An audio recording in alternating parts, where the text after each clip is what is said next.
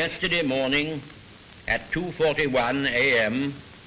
at General Eisenhower's headquarters, General Jodl, the representative of the German High Command, and of Grand Admiral Doenitz, the designated head of the German state, signed the act of unconditional surrender of all German land, sea, and air forces in Europe to the Allied Expeditionary Forces and simultaneously to the Soviet High Command. Hostilities will end officially at 1 minute after midnight tonight, Tuesday, the 8th of May. But in the interest of saving lives, the ceasefire began yesterday to be sounded along all the fronts. The German war is therefore at an end. We may allow ourselves a brief period of rejoicing. Today is Victory in Europe Day. This was the moment we'd all been waiting for. Enormous crowds had gathered outside the House and all over the centre of London to hear the end of the war in Europe officially announced by the Prime Minister. Advance Britannia! Long live the cause of freedom! God save the King!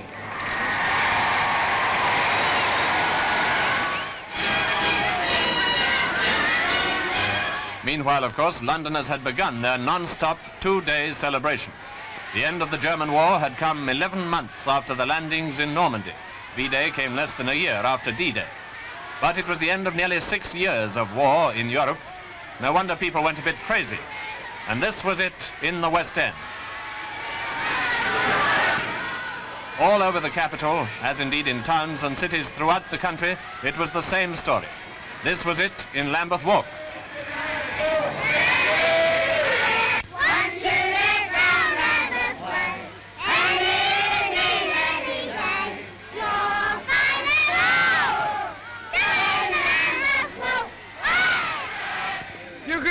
Bet when the Lambeth people are about, there'll only be one winner. That's the Lambeth people will fight anybody in the United Kingdom or outside the United Kingdom.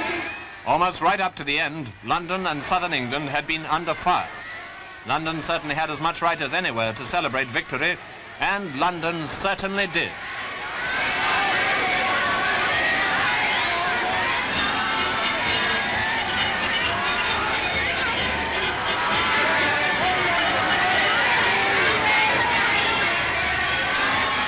Naturally, approaches to Buckingham Palace were almost continually jammed.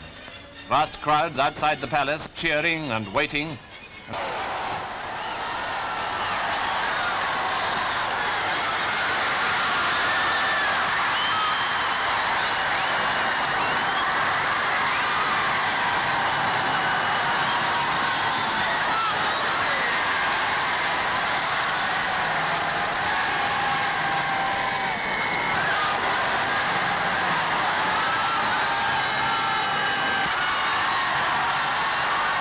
All through the day, the King and Queen had answered call after call, so it was again at night.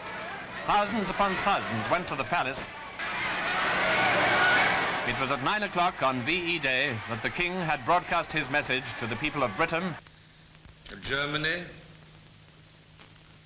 the enemy who drove all Europe into war, has been finally overcome. In the Far East, we have yet to deal with the Japanese, a determined and cruel foe. The Queen and I know of the ordeals which you have endured throughout the Commonwealth and Empire. We are proud to have shared some of them with you. And we know also that we shall all face the future together. In the hour of danger, we humbly committed our cause into the hand of God. Everyone realized perfectly well that although the German war was over, the Japanese war was not. But for 48 hours at least, rejoicing was off the ration.